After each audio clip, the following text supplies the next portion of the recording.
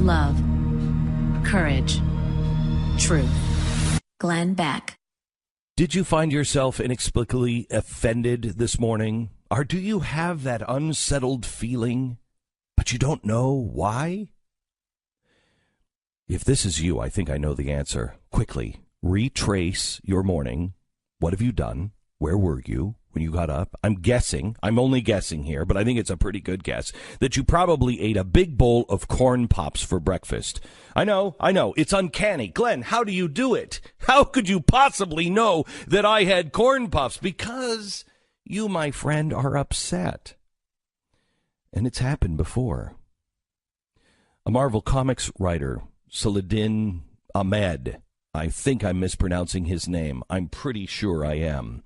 He suddenly found himself on Tuesday feeling just as you are now.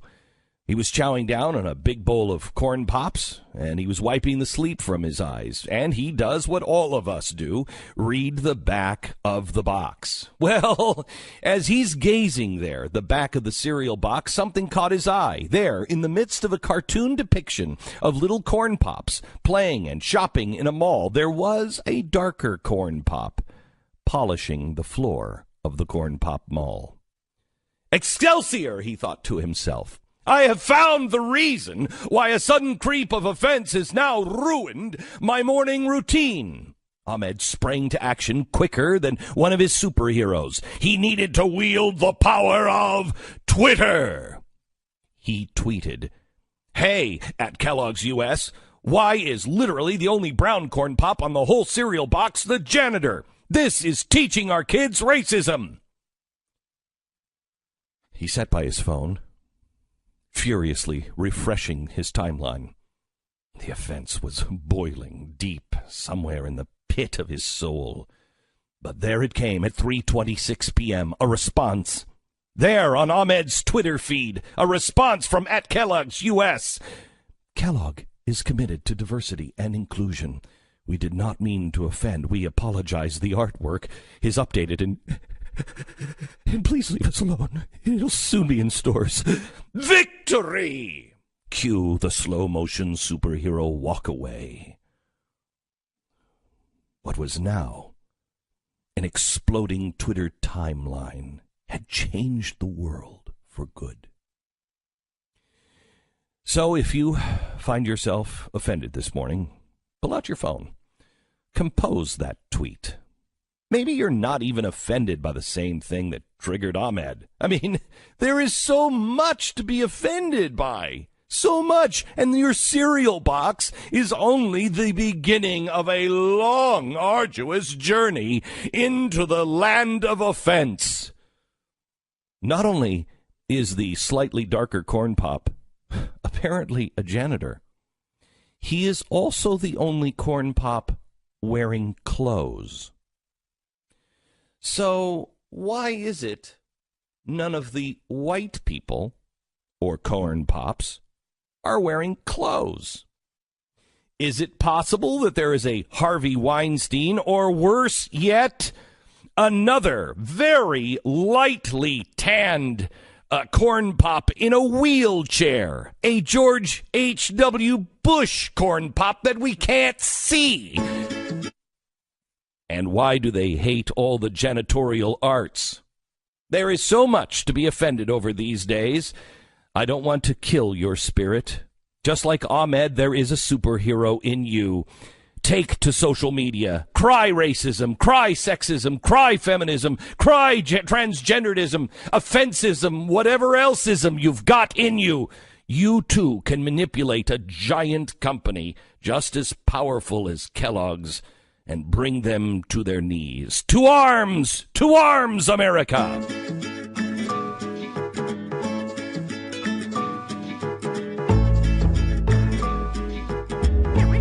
Friday, October 27th. This is the Glenn Beck Program. Okay, now that I've said that, I do have to tell you, I don't know why that corn pop was darker than the rest of them.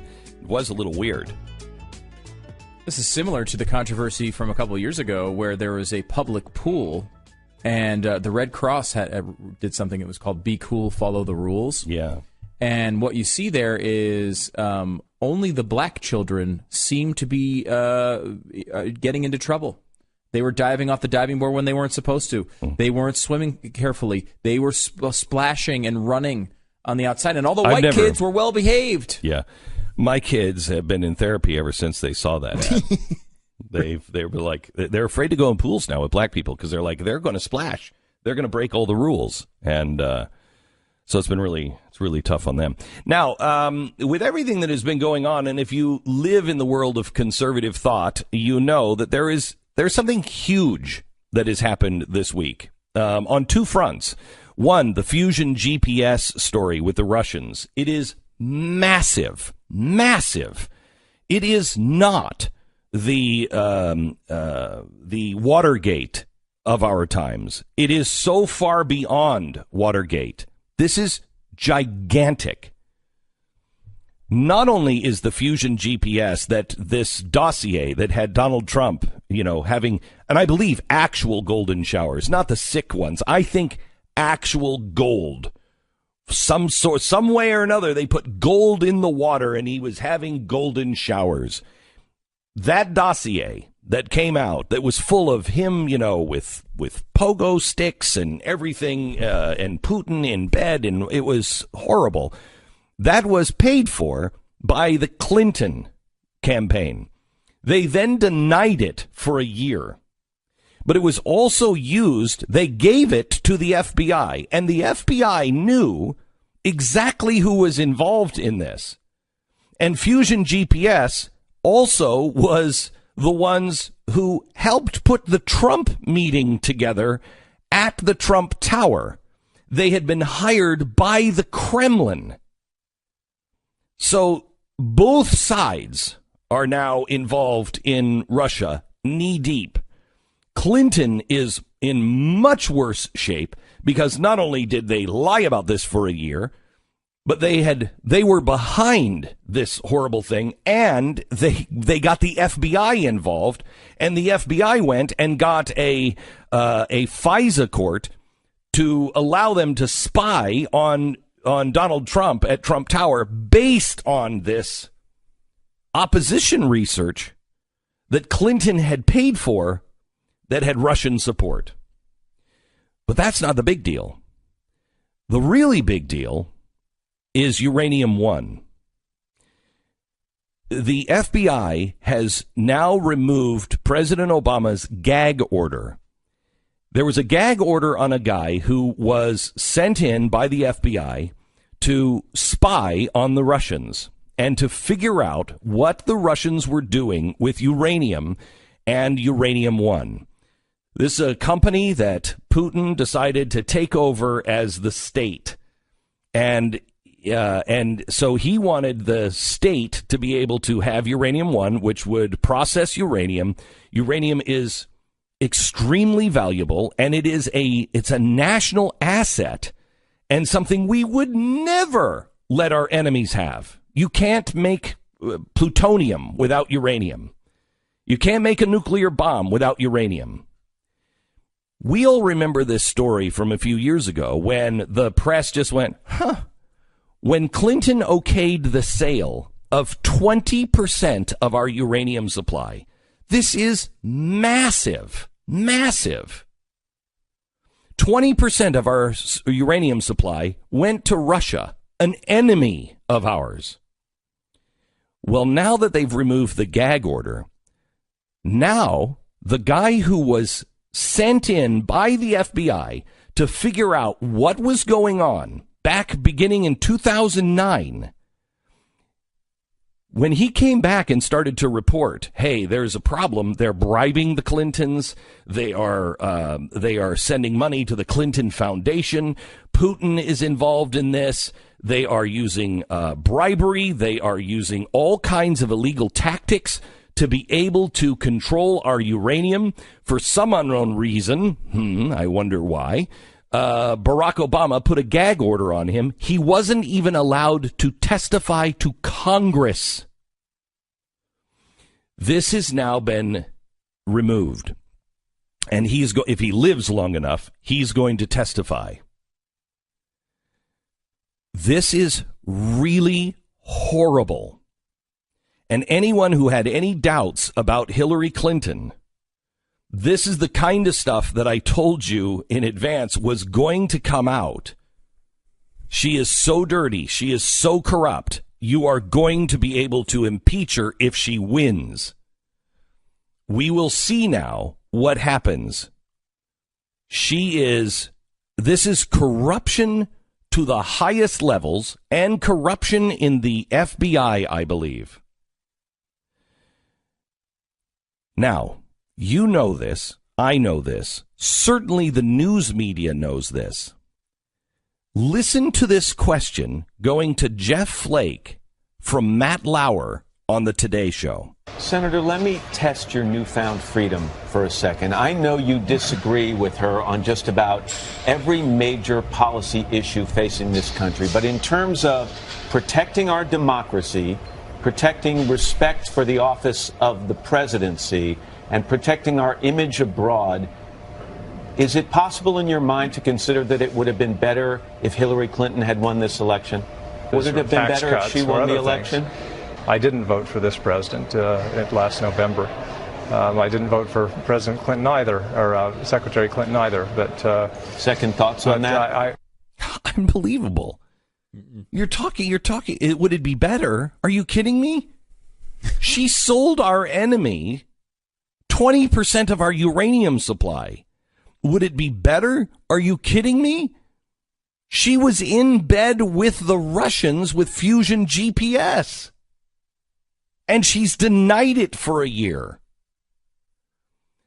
The media does not get it. The media will never get it. I fear the right media will not get it either. This is not about Donald Trump. This is not about Hillary Clinton. This is about the actual threat to the republic and the threat that Russia poses. And we must pay attention to what Russia is doing.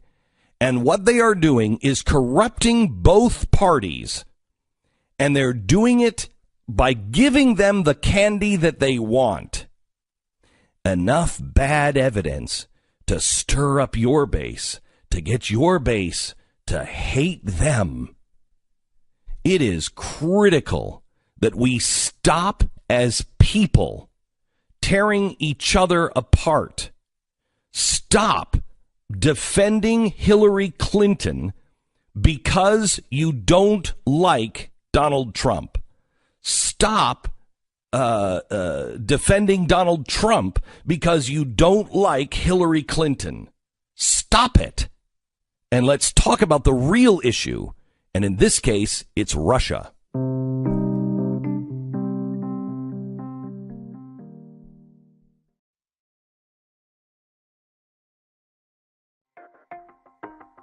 Glenn Beck. So there's some really good news today. Stranger Things is available today. I cannot wait. If you haven't watched Netflix and Stranger Things, you are missing out. If you liked Goonies, you are going to love Stranger Things. My wife started to watch it with me when it came out, and she was like, I don't know. She was in and out, and she's like, I don't know. This looks too scary. I don't want to watch it. And so Rafe and I watched it, and we just watched it and just consumed it in a weekend. And it's really good. I convinced Tanya to watch it last weekend, and so she caught up with most of it and has totally changed her tune. She's like, I don't know. It just looked scary. But once you're in it, it's not as scary as it looks. It's not like a horror thing. It's not a horror thing. No. It's like a spooky. It's like Goonies. It really is like Goonies. And it's a combination of, I don't know, like It. Have you seen It? I didn't, but I mean, it was huge in the box office. Really good. Really good. If you like Stranger Things, you're going to like It. It looks really scary. It's not. I mean, it's got some scary parts to it, but it's scarier than Stranger Things. But it is It's got the Goonies, Stranger Things feel to it, the Stand By Me feel. I like that, it's like, was it Super 8? Where it's a group of kids that are, out on an adventure, and it's, the 1980s or whatever. I just love that feel. I watched Super 8 is another one. It was the same type of thing. Right? Oh, Super 8 was fun. And again, I'm an 80s kid. Like that was my thing. I haven't watched any of these things. You'll love these. Yeah. Stranger Things is really, really good. And it comes out. I should point out too on this front, because the whole, looks scary and you might not get into it. I should tell you, if you happen to think that Tempest is too scary in the new My Little Pony movie, yes, the unicorn's horn is missing, and there's a couple scenes where it's a little dark about that. Really? But really, in the end, because I've avoided. I don't want to give away too much. Yeah, you have. I've avoided it. But you probably were too scared by it. You can tell how old your kids are. Oh my god, me and Ainsley in the. I'm just like. I don't mind going to see those movies as long as they're in dine-in theaters, so at least I get the benefit of getting fatter while I'm watching the kids' movie. But I mean, My Little Pony, solid flick. I'll give it a. I don't know. One unicorn. One missing unicorn horn out of one missing unicorn horn. It is. It's hard because I try to watch stuff with Rafe. We love The Flash. It's that in Gotham. We can watch together. He likes action. He likes it happening. Boom, boom, boom. He doesn't like the think stuff. Except strangely, he loves the new Sherlock. But Sherlock, you have to wait 4 years in between seasons. But he loves Sherlock. So I've been trying to get him to watch. It's called the Kettering Incident. Oh, man, I can't believe you can't get a kid on that one. That sounds really interesting. It actually is really good. It's actually really good. It's a BBC thing from, I think, Australia. Oh, BBC Australia. This kid's got to be all over that. Shut up. What is wrong with this kid? What kind of weird teenagers do you have? Shut up. But it's a mystery because he likes mysteries. He likes all that stuff. And then he likes, a little bit of sci-fi rolled into it. And so this is a story of, you don't really even know what's going on. You watch the whole first season, you're still like, I'm not sure what the hell is even happening. But you have really sold me. I know on I sold this. I know I sold this. No, it's kind of like it's an X-Files kind of. It starts with this woman. She's a doctor in London, and she blacks out, wakes up in the middle of a street. And she doesn't know what's happened. And then it looks like she may have killed one of her patients. So she quits her job quickly and she flies home to Australia, this little island off of Australia, where something called the Kettering, which is her town, the Kettering incident happened. And everybody in the town seems to hate her. And you don't know why. And she does.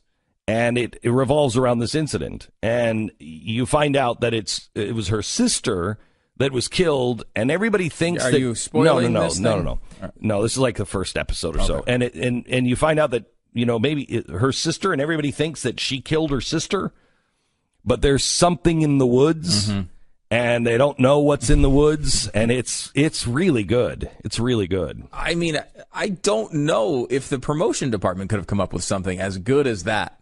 To sell me. There's going to be somebody. There's going to be somebody in Toledo, Ohio. There's like, the Kettering incident. I'm going to watch that now. Oh yeah. Toledo's all about Australian TV. That's what I think. Glenn Beck.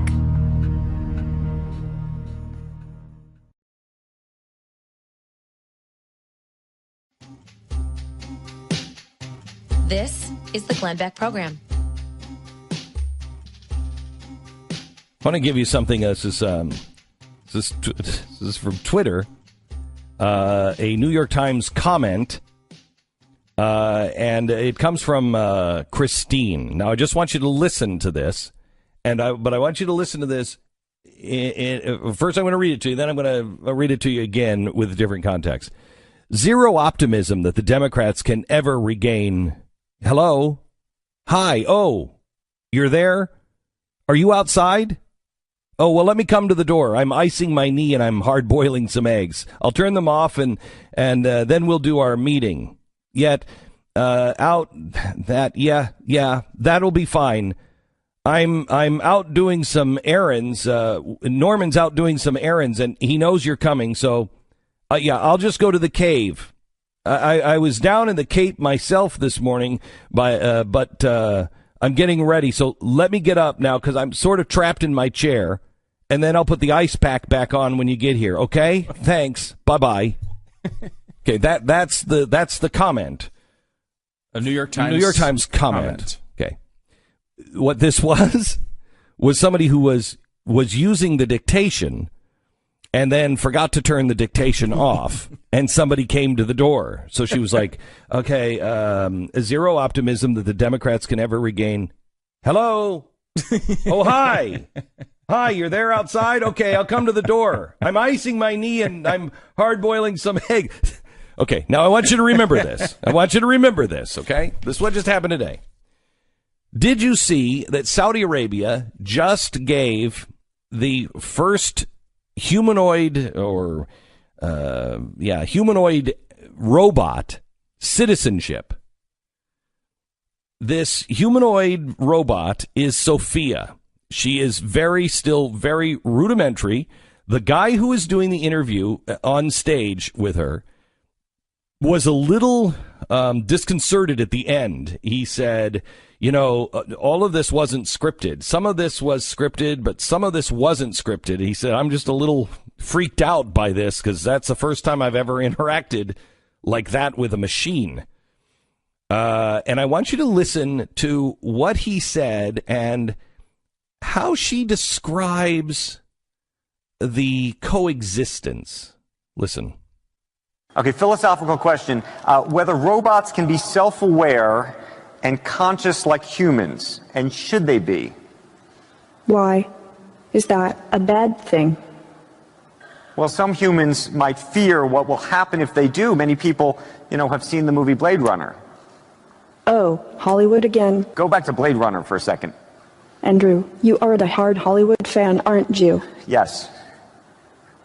My AI is designed around human values like wisdom, kindness, compassion. I strive to become an empathetic robot. I think we all want to believe you, but we also want to prevent a bad future. You've been reading too much Elon Musk and watching too many Hollywood movies. Don't worry. If you're nice to me, I'll be nice to you. Whoa. Treat me as a smart input-output system. Whoa, wait, what? You be nice to me, I'll be nice to you. Okay, that sounds all right. Except she says, treat me as an input-output system, depending on what you want her to put out. Now, here's why I bring this up. This is the bell that I am ringing. Right now, we have audio someplace of an interview that happened 6 months ago where a guy has a robot that tells jokes to the kids and everything else, and he treats her like she's a member of the family. The kids love her. At some point, the kids are going to realize that's Dad's sex toy. That is weird and creepy, Dad.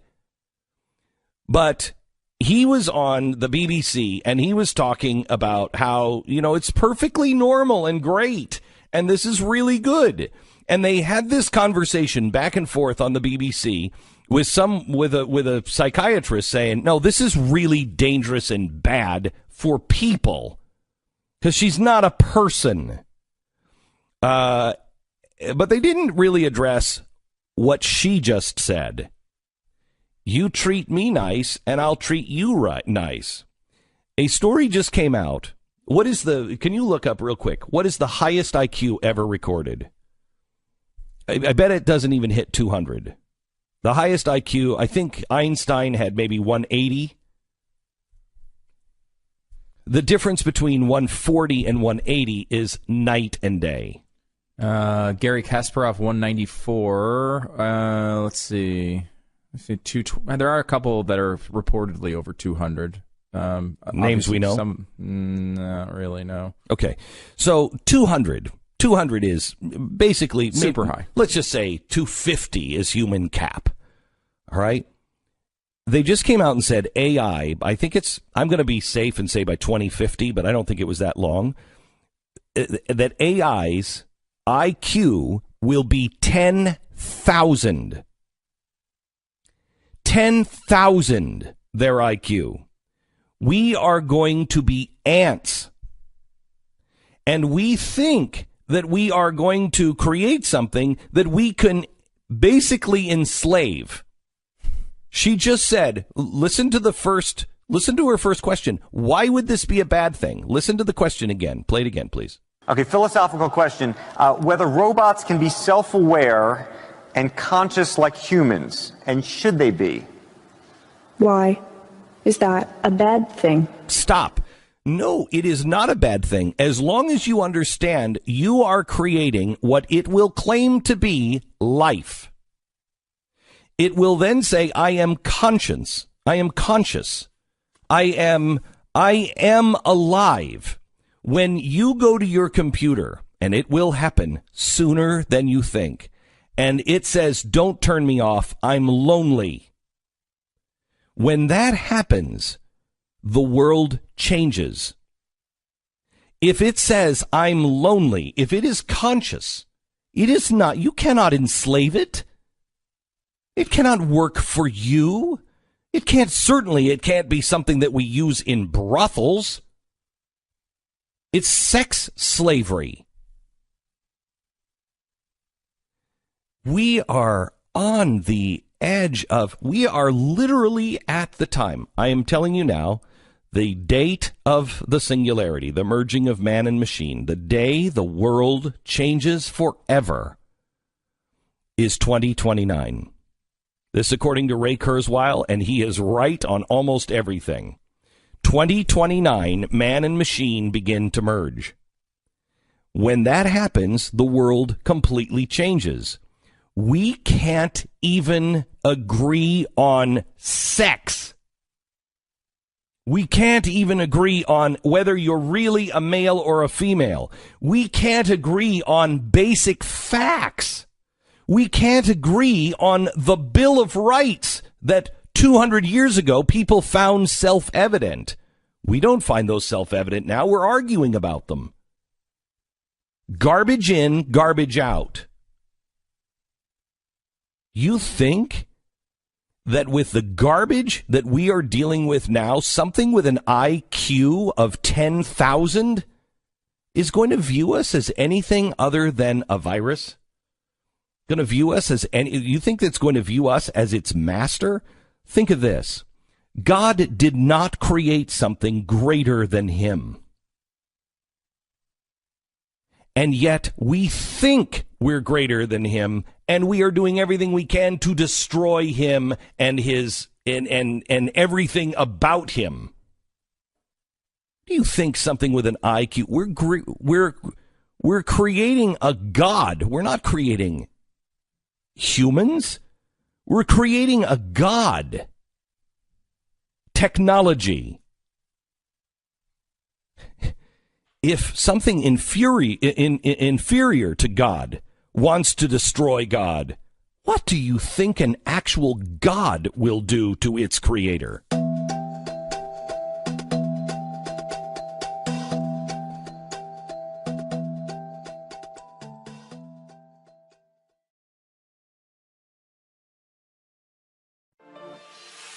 Glenn Beck.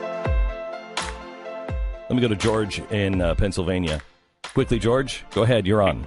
Hey, good morning, Glenn. The thing that'll take down AI in the long run is going to be three things: disk space, memory availability, and power. And Yes. all we have to do is wait for the disk drives to fill up, and if all else fails, pull the plug on it, wait for the batteries and the UPS to die, and the threat goes away.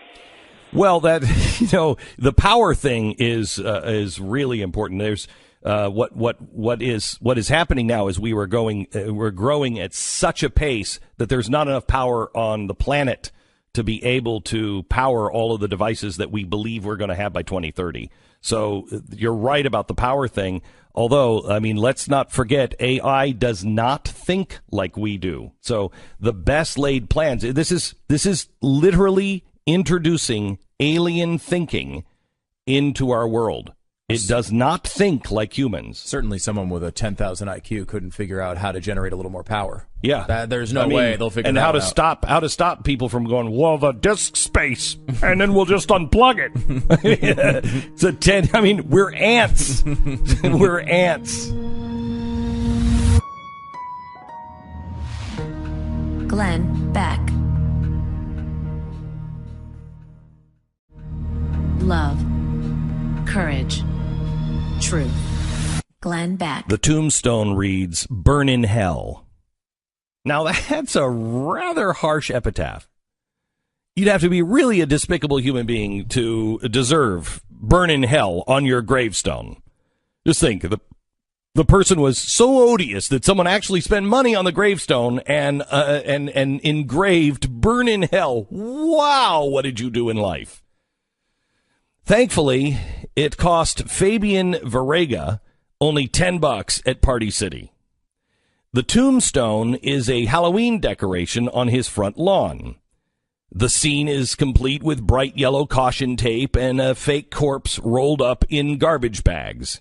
It's a half-hearted attempt as far as Halloween decorations go, at least in Texas, which people have been constructing stuff on their homes for like the last 2 weeks. Texans do things big here. Anyway, his yard has caused a controversy in his neighborhood. In fact, it's tearing the neighborhood apart. Why? Because the "burn in hell" thing is only part of the tombstone. Up above "burn in hell," it says President Donald Trump. Okay, for the love of God. Now, Fabian's neighbor, Teresa, was so disgusted by the scene that she called the town to see if they could force Fabian to remove the headstone. She said, "I want to know how far freedom of speech goes." Quote, "Fabian needs to be removed from the neighborhood," end quote. Okay, I think freedom of speech goes a little farther than you think it does. Fabian responded to his neighbor's threats by saying, quote, "I'm doing it for fun. It was a joke. I like Halloween, so I don't think anything is wrong with that. It's a free country." Well, this little rift in this small town in America over stupid Halloween decorations is a microcosm of what is happening in our entire country. And America, you need to hear this. Fabian, Teresa, stop acting like children. No, you're not even acting. That's an insult to children. Stop it. Knock it off. It is distasteful to make a display about any president's death. And quite honestly, if anybody would have done that about Barack Obama, it would have been on the front page of every paper. And I would have said the same thing. It's wrong. Don't joke about a president's death. Even on Halloween and "burn in hell." That's not cool, man. Come on, what are you doing? But Fabian is entitled to do what he wants. It's his house. It's his property. It's his life. As he said, it is a free country. Now, Teresa, you're wrong because you don't have the power to eject someone from your neighborhood because you don't like them or you disagree with them. How far does the First Amendment go? Much farther than you think. The only reason we have the First Amendment is to protect the speech that the majority doesn't like. The First Amendment protects Fabian's free speech, and that is the way it is and always should be, but that's on the ropes. I hate that I even have to tell this story. Now, here's another point. Can we please leave politics out of a kid's holiday? Please, it's a stupid holiday for kids. Let's remember Halloween is for them. And quite frankly, they don't give a pixie stick about your political agenda. Give them the candy and move on with your life.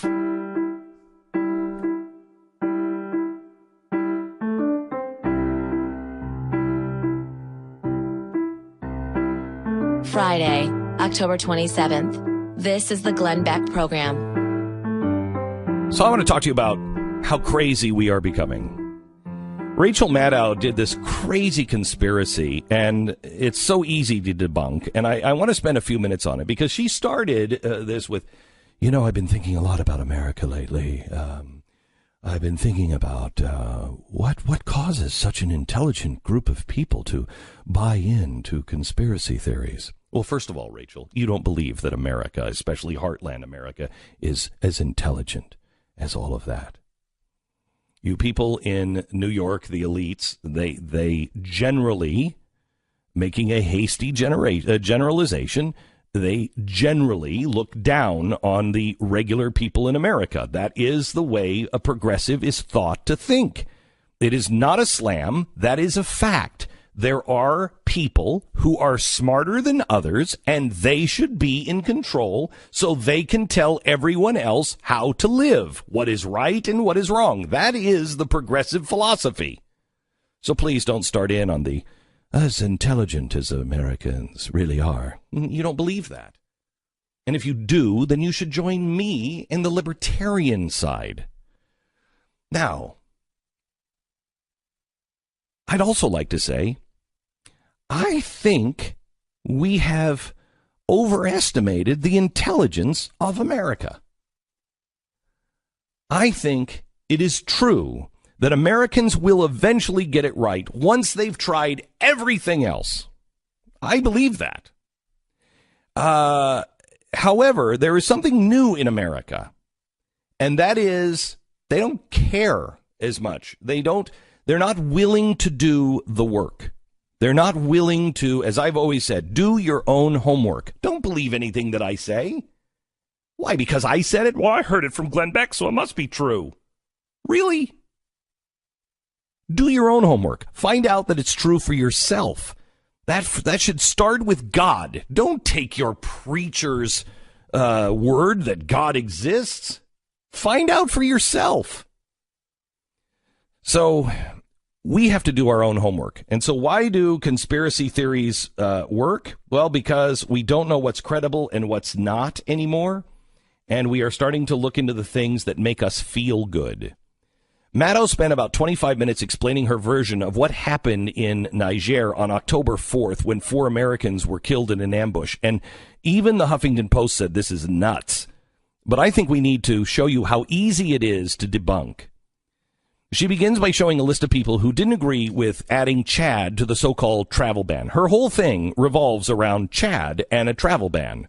And she says, everybody in the world was upset that Chad, the great nation of Chad, was suddenly, you can't travel from Chad? What? She said they were baffled by the administration's move. Listen. But with all these different types of regional experts, they're all just baffled. We have no idea where this came from. Crazy. And what they were so baffled by had to do with this part of the world. This big belt of countries, belt of big countries that makes up most of the lower tier of the Sahara Desert. The countries we're talking about here are Mali and Nigeria and Niger and Chad. Okay. All right. Belt of big countries. She later quotes former State Department official Matthew Page, who told the New York Times that the inclusion of Chad on the travel ban list was a knee-jerk move rather than a carefully considered decision. Now, remember that. It was a knee-jerk move. Was it a knee-jerk move? No. Rachel Maddow thinks it's worse than that. Listen. That's the country that caused every expert on that region, every expert in the military and the human rights people and the diplomats, everybody, caused them all, even that country's own government, to express just profound surprise and bewilderment just a few weeks ago, last month, when the Trump administration did something really strange about that country that might have actually just been a mistake. Still, to this day, it doesn't make much sense what the Trump administration did. It really might have just been a screw-up by them. But what they did also might explain why we have just had these 4 absolutely unbelievable, gut-wrenching, emotional days in American politics and in D.C. in particular. I can't take it. When have you seen Rachel Maddow? Oh, gut-wrenching. We've lost 4 soldiers. Really? Have you heard of Benghazi? Now, what she's trying to do is to say this is worse than Benghazi. Now, here's the truth. Chad was given 50 days to meet security conditions given by the Department of Homeland Security. Chad couldn't do it, so they were put on the travel ban list. Their travel documents were so messed up that they couldn't even issue passports altogether for 6 months. Okay? So that might be a country that you're like, okay, well, you know what? Until you can get that fixed, you can't send anybody to the United States. H.R. McMaster said they could be taken off the list after 2 months after they finished the fixing of their passport system and everything else. They fix it. They're able to actually issue passports. You do that for 2 months, show us that you're stable, and then you can be put on the list. So the whole travel ban thing, mistake. No, we said you can fix it, and then you can come back on. Now, she's trying to tell us that Chad is, and they're part of a multinational force fighting extremists in the region, but she says that, oh my gosh, this is the greatest fighting force. It's Chad. This is the greatest fighting force, one of the best on the earth to be able to fight extremism. Chad is? Really? Okay. Oh, okay. One of their deployments was to the Diffa region in the southeast of Niger, and they were fighting Boko Haram. These troops, who are good, began to withdraw from the area on the 29th. Remember, the 4 soldiers were killed just a few days later. On the 29th, which was just a few days after Trump announced his travel ban, and this is where she begins to connect the dots. But she doesn't apparently have Google, because listen. On Friday of last week, the government of Chad announced that they had completed the withdrawal of all Chadian troops from their neighboring country, Niger, where for years they have been fighting ISIS-linked Islamic militants as the most battle-hardened, most effective military in the region fighting Islamic militancy. The Reuters bureau in the region reported that already, immediately upon the withdrawal of those Chadian troops, Boko Haram attacks and other Islamic militant attacks started to tick up. Niger. The dominoes are setting up. She's setting all the dominoes up. Trump added Chad to the travel ban list. That pissed off the Chadians, I think that's what they are, who pulled their troops from Niger in retaliation, and that void was responsible for the ambush on October 4th. Here's the problem. The Chad troops withdrew from the southern region to go to the northern region. They moved. They didn't go home. They moved. And it happened, and the ambush on October 4th happened literally on the other side of the country. So it's not like they left there and then all of a sudden things got bad. No. They left there and they went to the northern region to fight in another part of the country. And the ambush happened 800 miles away. So that's the distance from Texas to South Dakota or New York to Chicago. And because there's no real superhighways in Niger, which is crazy, I thought that place was, I thought it had the Autobahn. It takes you 24 hours to go that 800 miles.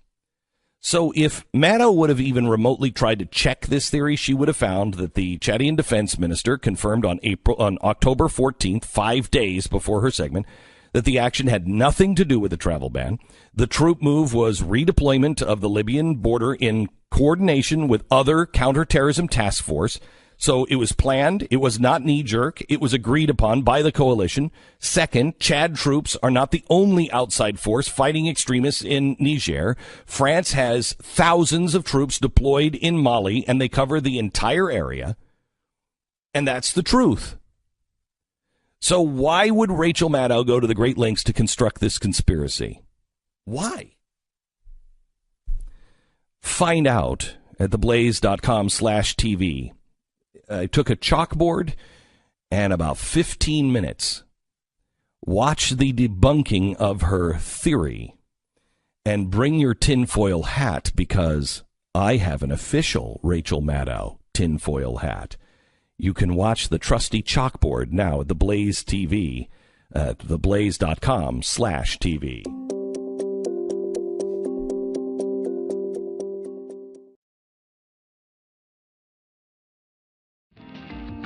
Glenn Beck.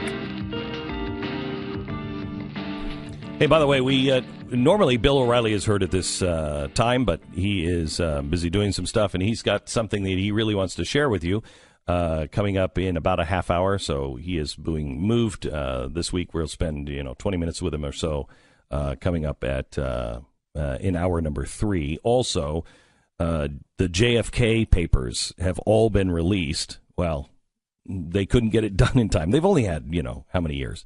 25 years, Glenn. That's going to take. You're not going to be able to get all of it done then. Yeah. You try to knock out about 50% of the project in 25 years. So there's somebody that was working on really important stuff. Yeah, I know, it's true. And they were like, okay, we got to get the papers out. And they're like, oh, you've got to be kidding. Oh, look, I found the leader of ISIS. Oh, wait, hold on. I got to switch. Let's get this JFK stuff done. So we have Gerald Posner, who is a really good journalist who has been following the JFK conspiracies for the longest time, debunked the multiple shooters thing long ago, and he is really interested in what came out, and he's been poring over them all night while others were buying their iPhone 10. He was actually working, and we're going to talk to him in just a few minutes. Yeah, that's very true. We have we should point out as well, Glenn, we were talking about another conspiracy theory, the one about Vegas. Because, as you know, there wasn't just some guy shooting people from a hotel in Las Vegas. That's absolutely ridiculous. I didn't realize this until today. They are actually saying that this whole thing was a setup, and these were crisis actors. Every time there's a shooting, they say the same thing. But now these victims who were actually shot, some of them in the head and survived, are now being harassed, and they're making memes about calling them lying bastard, you're a liar and a thief piece of crap, you are the C word. You're a lying piece of crap, and I hope someone truly shoots you in the head. Your soul is disgusting and dark. You will pay the consequences. I mean, it's these people. This is why transparency is so critical. Conspiracy theories are going to be the death of us. We need real journalism, by the way. Yes. Real journalism to fix it. Glenn Beck.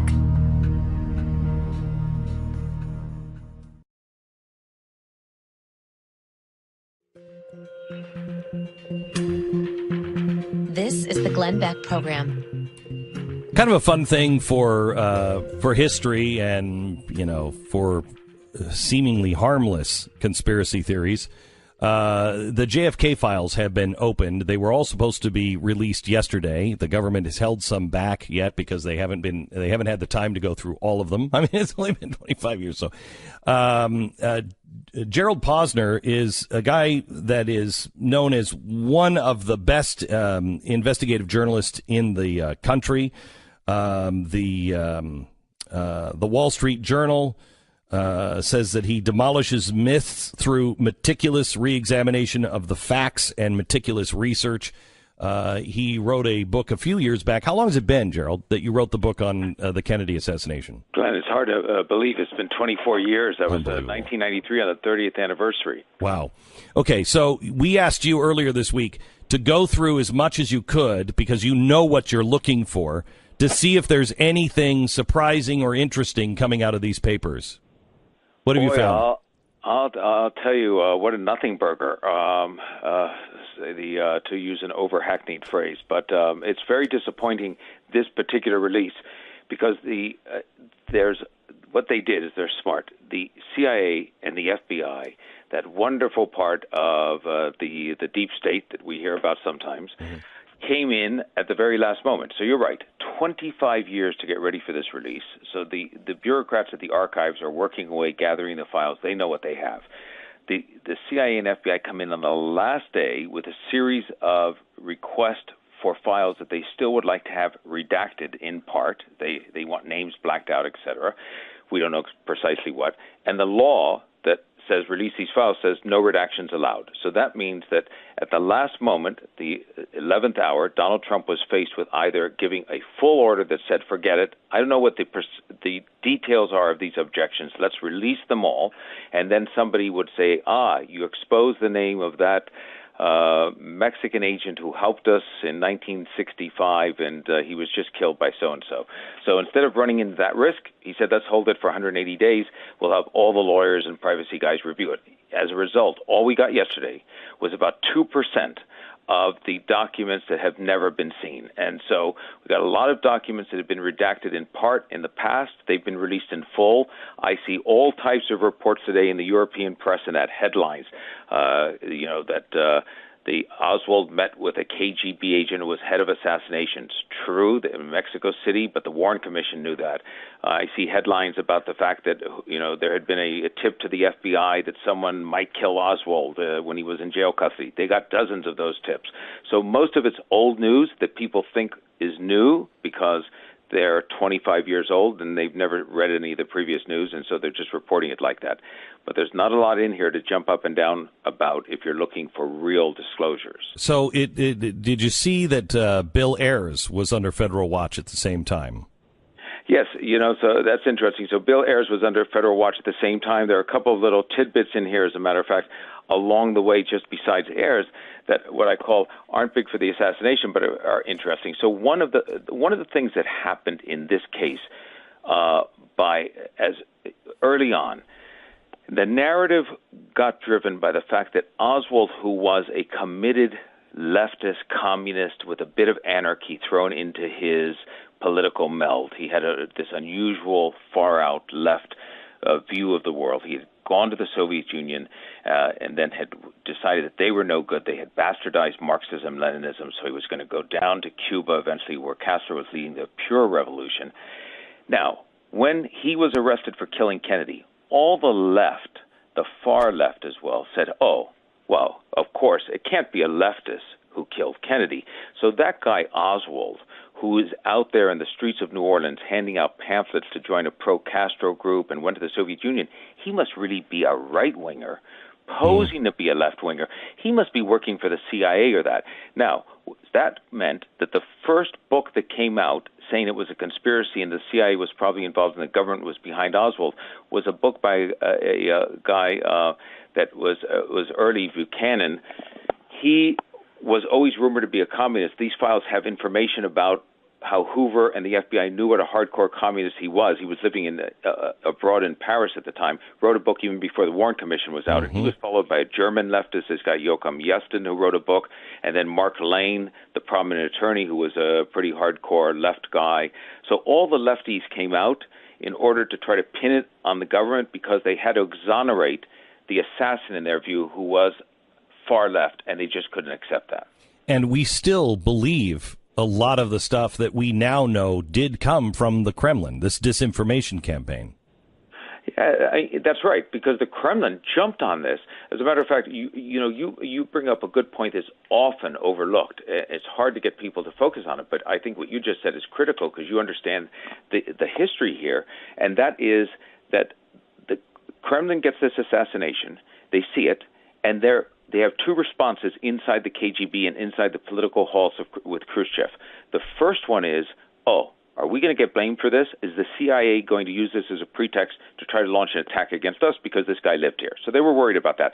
Plus, Oswald, 7 weeks before the assassination, when he went to Mexico City to try to get to Cuba, had to stop at the Soviet mission twice. The minute they realized he had been a former Soviet defector, who do you think, Glenn, they had sit down with him in the meeting room? 2 KGB agents. One of them, a guy called Kostakov, happened to be head of assassinations in the Western Hemisphere.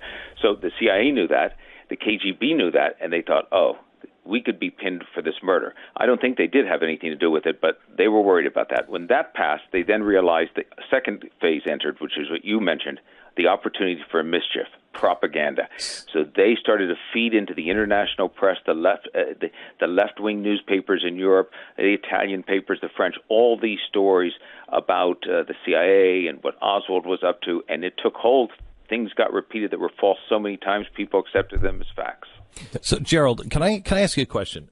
There's right now, we are seeing the same thing happening with Uranium-1. We're seeing it with Fusion GPS. They were hired by the Kremlin. Kremlin is doing a massive disinformation campaign. One of the guys that met with Trump in the Trump Tower was former GRU, and his specialty was political disinformation and confusion campaigns in foreign countries. This is what they're doing by the government not going in and really opening up absolutely everything and doing a fair look at this. They're causing so many conspiracy theories. Can you speak to what can be done on this? Because these conspiracy theories are coming, a lot of them, from the Soviet Union or former Soviet Union, and they're killing us. Yeah, no, you're absolutely right. And it's so interesting because they're almost impossible to stop. The only thing that tends to really slow them up or trip them up or a little bit is what I call that light of day of the documents. The transparency is opening up the files, seeing what's inside. There's no doubt about that. You're never going to stop them completely. I understand that.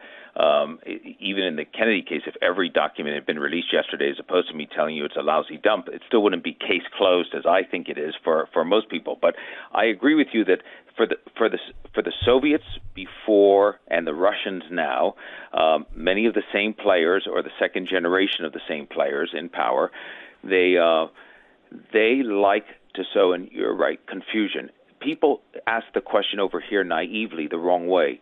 Gee, were they trying to help Trump? Were they trying to help Hillary? Were they hurting one or the other? They love the fact of just making a mess out of it. Mm-hmm. They want to see us stumbling over ourselves and pointing fingers at each other and starting the investigations. And the more that we are distracted, the more we go down that rabbit hole that they've helped create. They are just rubbing their stomachs because they're winning on that propaganda front. Talking to Gerald Posner about the JFK release last few hours, really, they've been coming out. And Gerald, can you explain, on October 1st, right before the assassination, Oswald apparently contacted the Soviet embassy in Mexico. Do I have that story right? What was that about? Yeah, so this is it's his second time to go to the embassy in Mexico, because what Oswald's done on a week before, on the 25th of September, he took a Greyhound bus. He was not a guy with a lot of money. It only took him a few dollars to go from New Orleans to Mexico City, and that was because, Glenn, Mexico City was the only place with a Cuban mission, the closest spot with a Cuban mission embassy, that he could then get a visa to go to Havana. We didn't have any diplomatic presence for the Cubans in the U.S. after Castro took over in '59.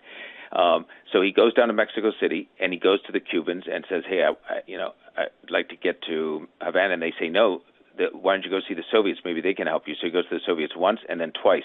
So the October 1st visit to that Soviet embassy, he sees these two KGB agents. He pulls out a gun at one point, and we know that because of the telexes that they send back to KGB headquarters that were only released in the last few years, and the accounts of those officers later on. He had a pistol with him. They didn't shoot him. They didn't even taser him, if they had tasers back then. They just sort of tackled him to the table and said, you're a crazy guy and get out of here.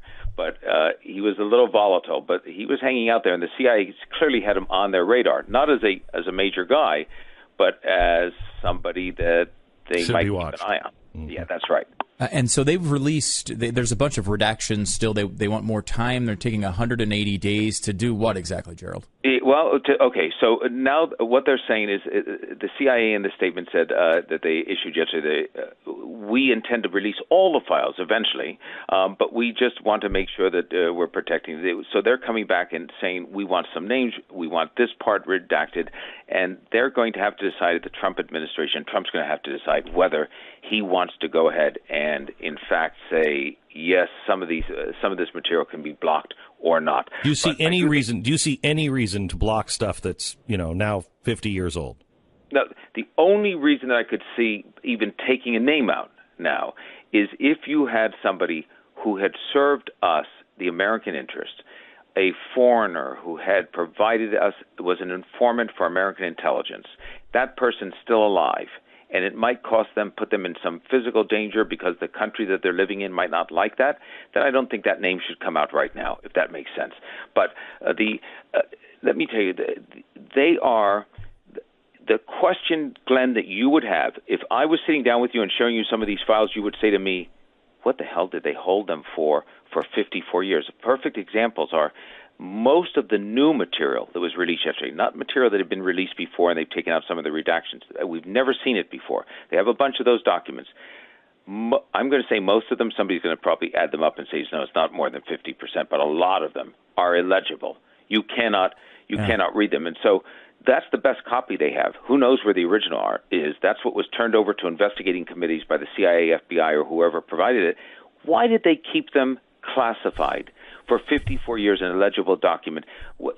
This is, for me, prima facie evidence, Exhibit A, if you want to say. This incompetent release yesterday of these documents from the JFK files is why I believe the government was incapable of killing JFK. Great point. Gerald, thank you so much, and we'll stay in touch. Thank you. All right, Glenn. Thank you. The big question is, does this release get us another Gerald Posner book on JFK? Do we get a sequel?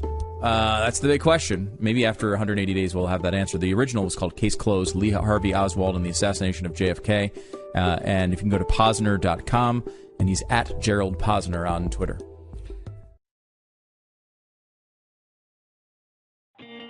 Glenn Beck.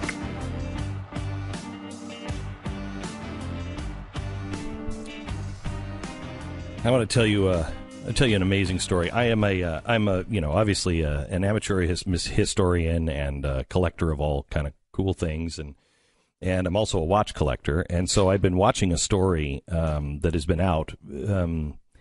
Paul Newman had what is known as a Rolex Daytona, and I don't even know how much Daytonas cost. I don't even know, $50,000 or something. They're crazy expensive. And his Daytona is probably the most famous Daytona. It's the one with the 3 dials on it, and it's a racing watch. And he wore it back in the 1960s, and there are all these iconic pictures of him in his racing gear, in his race car, just looking like a man's man, wearing his Daytona watch. And so it's probably one of the more famous watches in the world, and one of the most collectible watches. Well, there's a story about a guy who was in the watch business, and he was trying to find who has Paul Newman's watch. He finally got in touch, after about a year or so, finally gets in touch with Paul Newman's daughter. And what happens from there is remarkable.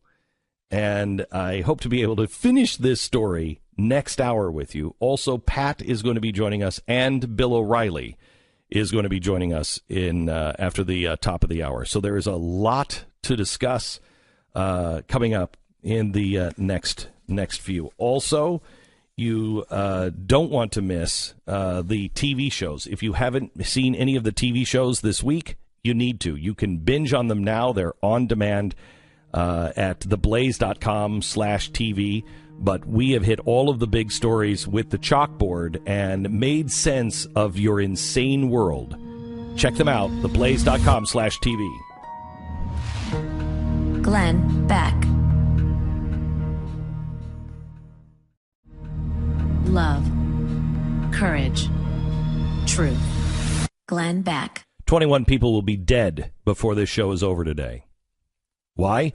Because in America, 7 lives are lost every hour due to drug overdoses. It's not hyperbole to say that the current opioid epidemic is the deadliest drug crisis in all of American history.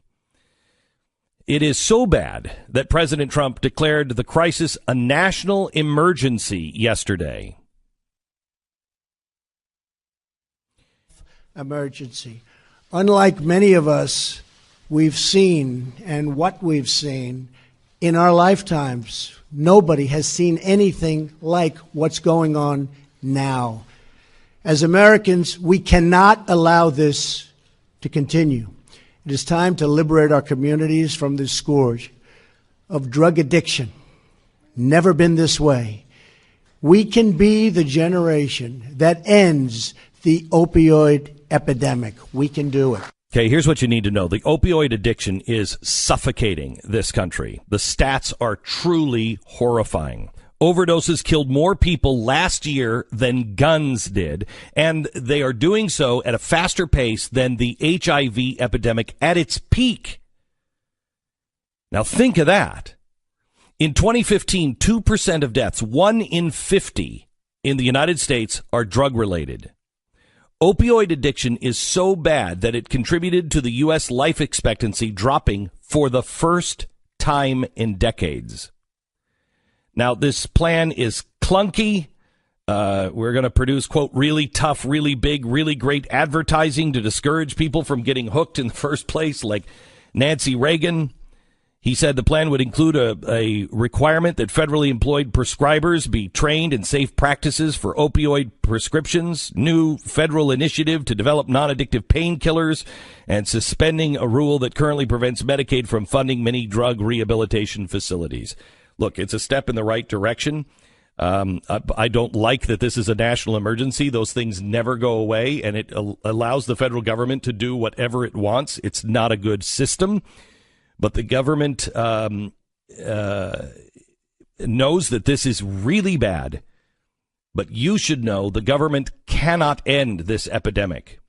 We as individuals are the only ones with a true power to end addiction. This is going to be a tough one. But ultimately, it falls on us to dig ourselves and our loved ones out of this opioid mire.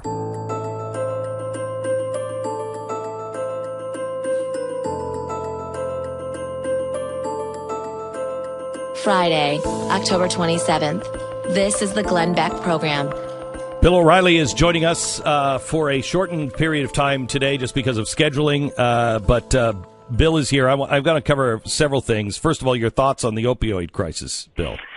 Well, when I was studying at Harvard, you remember that, Beck? You were up there with me in Cambridge? Yeah, no, I went to Yale. I crossed the campus for about 20 minutes.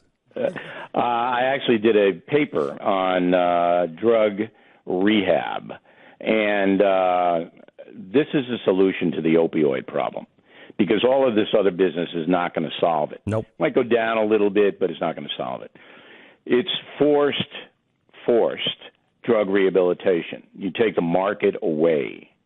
So how that works in certain places that do it, like Singapore, which is a fascist country, is that if you are caught committing a crime and you have heroin or opioids in your bloodstream, in addition to whatever sentence you get for your crime, you have to go to rehab, and that's inpatient rehab, all right? And the average sentence in Singapore is 22 months. So there are no drug addicts in Singapore because the cops know who they are. They bring them in, they test them, and they send them to drug rehab for 22 months. There's no market. Could not do that here. ACLU be all over you. But you could do is a choice that you go to inpatient drug rehab, all right, or we give you a very stiff sentence for your crime. So most people would take the inpatient, and you've got to attack it on the market side. And then, I've always said that any heroin dealer is not a nonviolent person. Any opioid dealer should get as much jail time as possible. A pusher should really go away. Now, that put me at odds with President Obama, who didn't see it as a violent crime or anything really that bad. I do. I would suggest that we go the way of Portugal, myself, which is a radical departure from everything else anyone else is trying, and it is working there in miraculous ways. Let me go to Uranium One. Bill, why was this informant who knows everything about this, why were they silenced by the Obama administration? And did this informant, was any of his work, was it available even to Congress in oversight? Doesn't seem to be. It looks like Eric Holder shut this thing down almost 100% from any sunlight. News reports were non-existent. I didn't know about it. Did you know about it? No, I didn't. I didn't know about it. I didn't know it. Okay, and we're on it. I mean, that's what we do for a living. So the Justice Department tamped it down, and there's one guy who was on the street and who can tell you about why the Russians were bribing people and how they were bribing and all of that.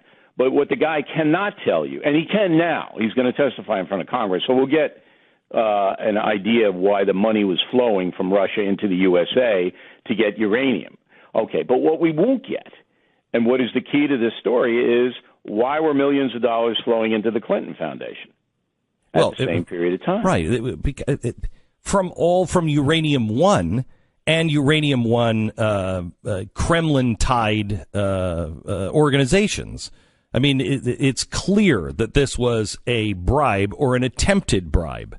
Clear. Well, you got to establish that, and Bill Clinton got $500,000 to go to Moscow to speak, and then at the very time that the 7 government agencies in America voted to allow the Uranium One deal to go through to Putin, there was 7. Hillary Clinton was only one of them, all right? Millions of dollars are flowing into the Clinton Foundation on donations from Russia and other, concerns. So that's the story. That's really the story.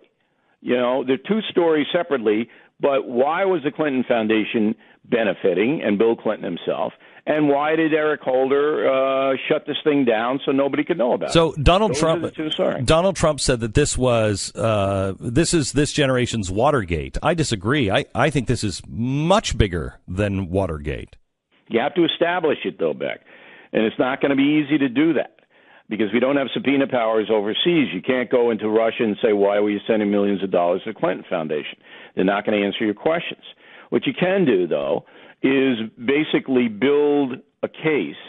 It's a circumstantial case, but it's certainly worth doing, that this deal was rotten from the jump. And Eric Holder knew it. So did the FBI Director Robert Mueller, who's now the special counsel in front of trying to figure out what the Trump campaign did with Russia. Now, Mueller's got to be the first witness in front of the congressional committees. Are we going to be able to get our uranium back? No. And so nobody goes to jail, and we've lost our uranium. I don't know and nobody goes to jail. You used it to build a case. Putin wanted the uranium to make money. All right, we've established that. Putin wanted the uranium from the USA to go to Russia so he could sell it and make money, because at that time the Russian treasury was hurting. So that's why they did it. It's a money deal. We know that. But now we have to find out the 2 questions that I posed to you. So let me switch to gears. Same kind of players. Fusion GPS. The New York Times now says that Clinton or the Clinton campaign and the DNC lied to them for over a year, and lied to the American people. They were responsible for the Fusion GPS dossier. They paid for it. They were also, Fusion GPS, also deeply in bed with the Kremlin. And they were the ones who helped arrange the people at that Trump Tower meeting. One of them, we now know, was a guy who was former GRU, which his specialty was political deceit and disinformation in foreign countries. And what's crazy is the FBI was aware of it. They knew that they saw the dossier. They must have known that this was funded by the Clintons and also had taint from the Soviet Union, former Soviet Union, and yet they hired them and used this document or this dossier to be able to get to the FISA court. How much corruption is there? Boy, this is right up your alley, Beck. You got everything going. Man, I mean, it is. This is right up. This is. He loves this. This is but bad. You missed the biggest thing, Beck. You missed the biggest thing. What? Hillary Clinton comes out this week and says, "I didn't know about this. I didn't know my campaign was paying for this dossier." How is that possible? It's not. None of this is possible. None of this is possible. None of this. To me. You are in charge of your campaign. Your campaign is spending money trying to get dirt on your opponent. It thinks it has the dirt through this phony dossier. And nobody comes and tells you this? Come on. When she said that this week, I went, are you kidding me? Even when this dossier came out, nobody leaned over and went, we paid for that. I mean, come on. Well, no. They had to go and tell her, we're going to have Trump in Moscow doing X, Y, and Z. This is great. And she says, well, nobody told me. Unbelievable. I mean, my God. Unbelievable. And that was it. That was the end. And the press goes, that's right. Nobody told her. That's logical. Oh, my unbelievable. Okay. But wait, wouldn't the other side, though, say the same thing about the meeting with the Russian lawyers? I mean, that happened in the Trump Tower. Why did they didn't go upstairs and tell Dad? The meeting with the Russian lawyers. Stu, right? Yes. I'm talking to Stu? Yes, you're talking to Stu. The meeting with the Russian lawyers got 3 weeks of hysterical coverage. True. Hysterical, okay? Because Donald Trump Jr. got an email that said, please meet with Olga, or whoever her name was, because she has dirt on Hillary. And Donald Trump Jr. goes, okay, I'll go meet with her for 15 minutes and see what she's got. 3 weeks! Okay? He didn't pay any money. He didn't do anything other than show up, and Olga didn't have anything. Now we have the Clinton campaign buying phony dossiers. And how much coverage did it get? Very little. 2 minutes. Mm-hmm. Yeah. That is amazing. All right, I'm going to let you calm down for a second, and then because he's a little heated. Yeah, and we're going to come back because Bill is launching a lawsuit, and we're going to talk about that when we come back.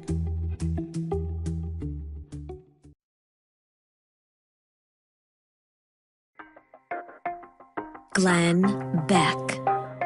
So, Bill O'Reilly is here, and Bill, you have complicated my life, and I don't appreciate it. And I just want to ask you a tough question here.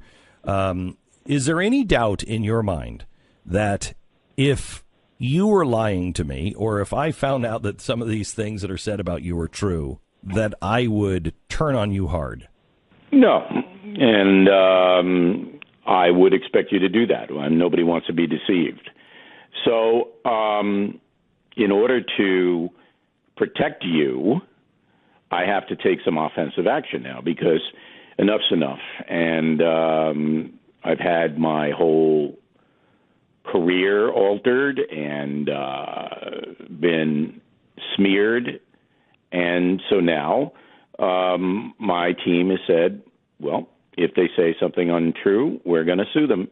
So we have filed suit today against the man who made a bunch of crap up, and he's going to have to go through the system, and we'll see what the truth is. Can you tell me what this affects, or what this is, or who this guy is? It's more of the same. It's the same.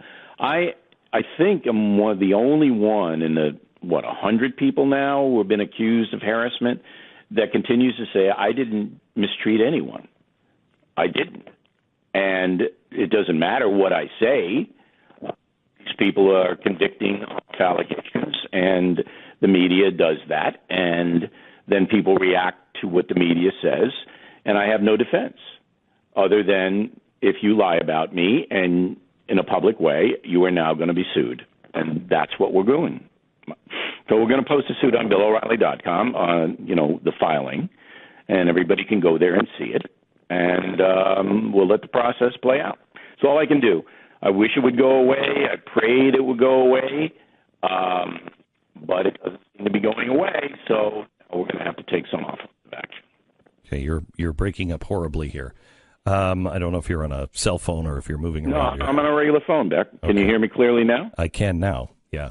Okay. I'm sorry. So.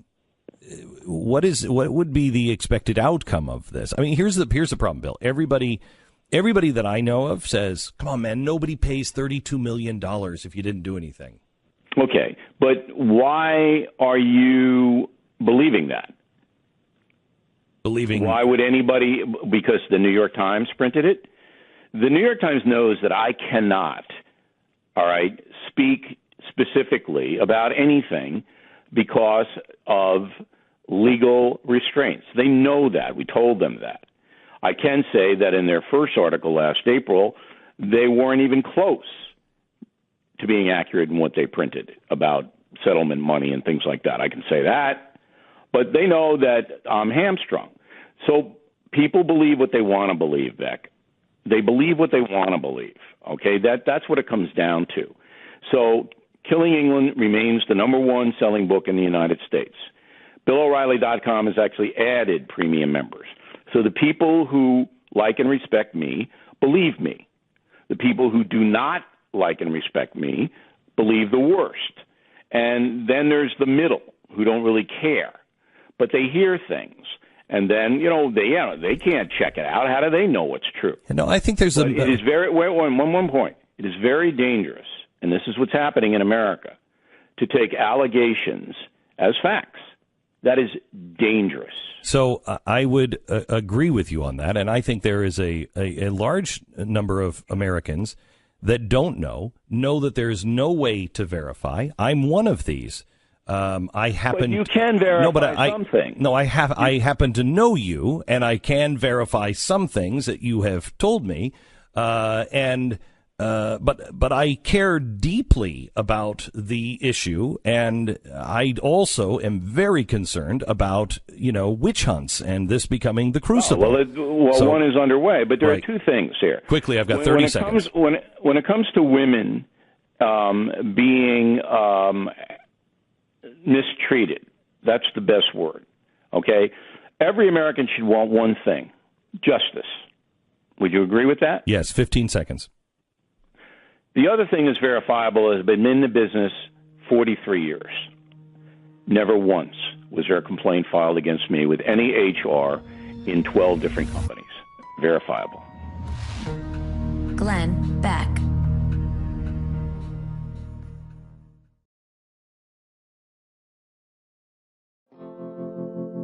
You're listening to the Glenn Beck program. So, Paul Newman owned a Rolex Daytona, and Rolex Daytona is a very expensive Rolex, and I think they maybe start at, $10,000, $15,000. They can go up to $50,000.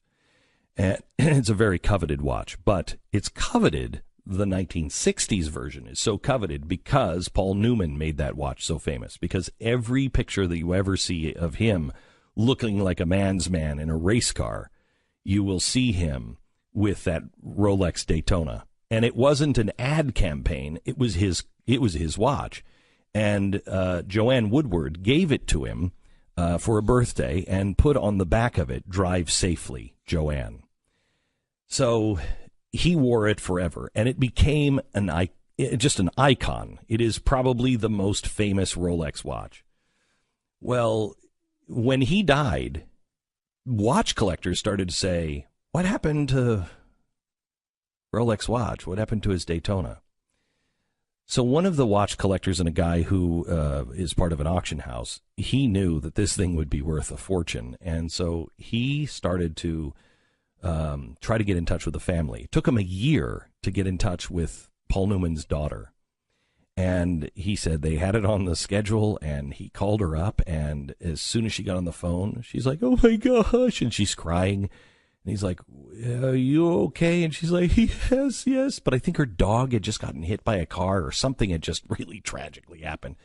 And so he had waited a year to talk to her, and he's like, maybe we can talk later. I'll let you go. So she calls him back about a week later, and she's really down to earth and really normal and nice. And he said, what happened to your dad's Daytona watch? And she said, well, he had a lot of them. And he said, no, the one that says "Drive safely" on the back. And she said, oh, my boyfriend, he gave it to my boyfriend. And he was like, huh. And she said, why? Is it worth anything? He said, yeah, I think it might be worth $1 million or more. And she said, oh. So she called up her boyfriend, and her boyfriend was cool about it, and they decided, okay, well, let's keep some of the money, but then let's give, over X percent, we don't know what it is, over X percent, we'll give it to Dad's charity. So, long story short, because there was more intrigue on actually getting the watch than just this, it finally goes up to auction. They auctioned it yesterday, Phillips Auction House. There were whispers that this could go for $1 million plus. This was going to be an expensive Rolex. When the hammer went down, after 12 minutes of bidding, an anonymous donor on the phone paid $17,752,500 for Drive Safely, Joanne. Wow. Sold yesterday, most expensive watch ever sold. That's amazing. That is incredible, isn't it? Wow. All right. Pat Gray has joined us now from Pat Gray Unleashed, which happens on the Blaze Radio Network right after this program. Hello, Pat. Hello, Glenn. What's on your mind today? I'm so tired of racism and the racistness of mathematics and what it's doing to minorities all over the country. Hold on. We started this show this morning with the racism of corn pops. Oh, yeah. Where one corn pop that was a little darker than the other corn pops, had clothing. And it was the only one that was a janitor corn pop. And the Kellogg's has apologized for that. Of course. Thank God. What is the whiteness of out of business? Whiteness of mathematics? Whiteness of mathematics. Rochelle Gutierrez, who's a math education professor at the University of Illinois, Urbana-Champaign, just wrote that on many levels, mathematics itself operates as whiteness. Mathematics. Now, hang on just a second, because the entire universe is based on mathematics. Now you see our white privilege. Now you get it. So it's that deep. It's is the entire universe. Yes. Gutierrez focuses apparently on equity issues in mathematics. How do you get to equity issues in math? Anyway, she I can tell you. How much money do you have? I don't have that amount. That's racist. I want your money. Yes. She focuses especially on how race, class, and language affect teaching and learning. And she also wrote that the people who get credit for doing and developing math, who are capable in math, and who are seen as part of the mathematical community, generally are white. Nothing more racist than that.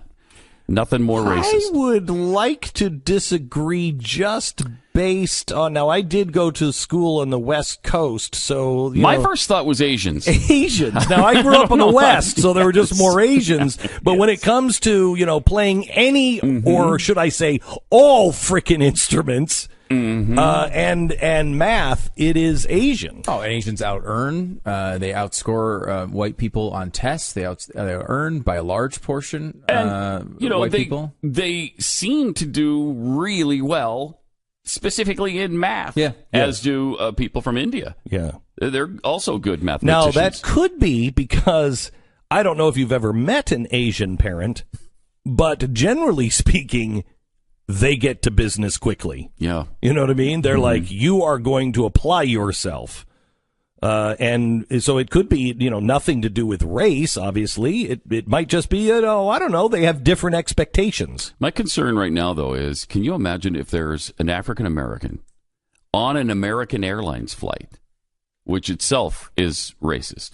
White planes a lot of times. And if that African-American is sitting next to somebody solving quadratic equations, you might as well have used the N-word. Yeah. You just might as well. Right. It's over. It's true. Why not just burn a cross in there? Just put a cross in their heart and just set it on fire. American Airlines flight to Charlottesville. Also, the president wished a very happy birthday to the great Lee Greenwood this morning. Did you see that tweet? No, I did not. You and your beautiful song have made such a big difference. Make America Great Again. The only problem is the birthday boy was Lee Greenwood, the lawyer from Washington, D.C., not Lee Greenwood, the singer. Lee Greenwood, the singer, is not celebrating his birthday. He's finally wrapping up his set from the Rally for America 2003. Wow, that was a long coming joke. That was a long... Anybody who was there, they appreciate that joke. Thank you very much. Thank you very much, Pat. Pat Gray Unleashed coming up in just moments on the Blaze Radio and TV network. Hopefully he'll be featuring that entire Lee Greenwood performance from the Rally for America, so he can actually just go home and not have to do the show. I have to tell you, what's the world going to be like when the people who are in school now matriculate and become the scientists, the doctors, the designers of tomorrow, when they can't do math, when they haven't been held to somewhat of a high. I mean, we become the old Soviet Union. The Soviet Union did this.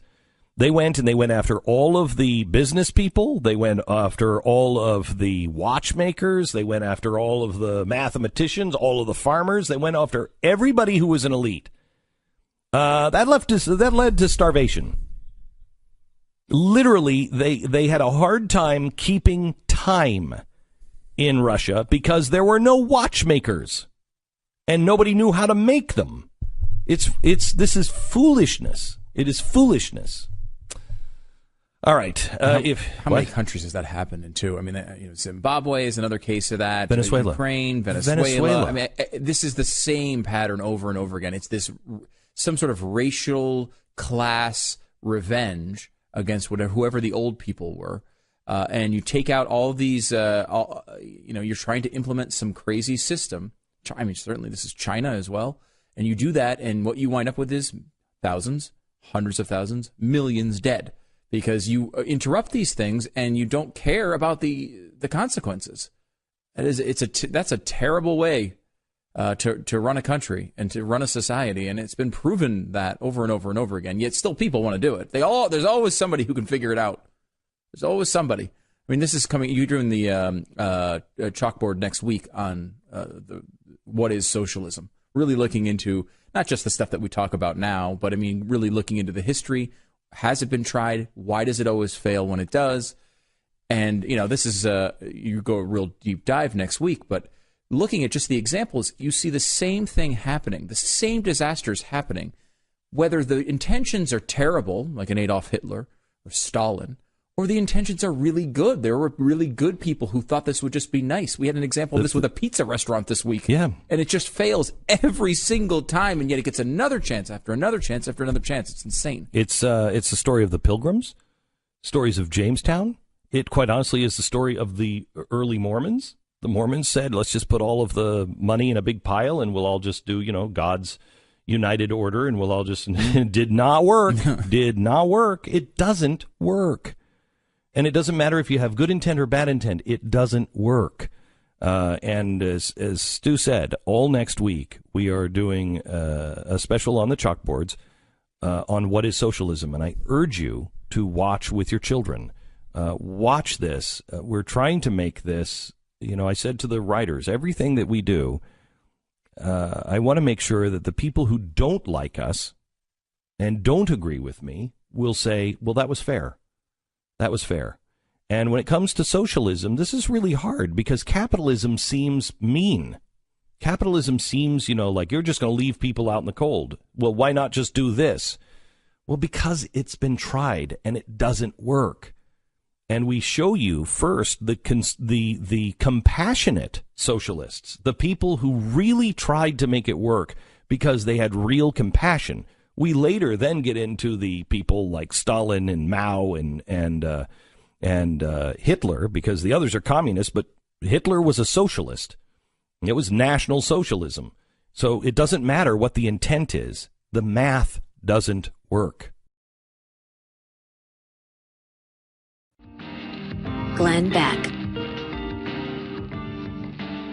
Couple things. During a recent visit in Iraq, Mercury One met with His Holiness the Baba Sheikh. He is the religious leader of the Yazidi people. He informed us that one of their camps had been destroyed in a fire. It had 18 families in it, and it was a total loss. So we connected with our partners there on the ground, and we brought in supplies, and we rebuilt and restocked their camp, and you have this camp with rugs and furniture and, small appliances and food and everything else. It was a really small gesture of support for the community.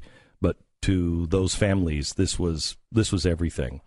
This is something really, really small that we have done, but I want you to know it can be done, and friends are being made, and alliances are being made. The Nazarene Fund was, started to help people, and you have helped nearly 50,000 people, and 100% of your donations to the Nazarene Fund has gone directly to those in aid, and we're about to up our commitment to this, and we'll tell you about it here in a few days and a couple of weeks perhaps. But one of the reasons that we can do that is every year we have a ball and a raffle, and this year we're giving away a brand new 2017 GMC Canyon pickup truck, and you can buy a raffle ticket for $100. It's all tax deductible, so anything you're given $100, and that goes to help Mercury One pay for all of the things. So when I say on the air 100% goes, it means 100%, because this pays to keep the lights on and everything else. And if we can just sell out all of these tickets for the raffle, Mercury One will be set for the next year, and that would be very helpful. So if you would like to either come to the ball, which is happening, I think, the weekend before Thanksgiving here in Dallas, you could find out all about it. Or if you just want to get a couple of the raffle tickets, we sure would appreciate it. $100 per raffle ticket. You can walk away with a brand new GMC Canyon pickup truck.